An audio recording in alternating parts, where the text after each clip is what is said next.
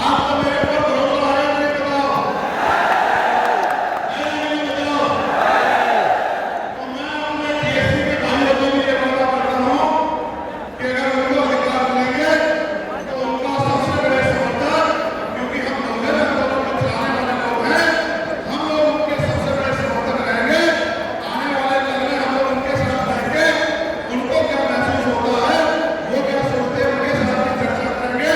मैं ये भी बताता हूँ, कोई अगर ये कहता है कि टीएसपी के लोग पढ़े लिखे नहीं हैं, वो पढ़ते नहीं हैं, वो धर्मी कहकर इस तरह की बातें करता है, तो मैं इस बात का भी खंडन करता हूँ कि हमारे पढ़े लिखे समाज में ऐसा कोई भी नहीं होना चाहिए। जो बात इस देश की तथा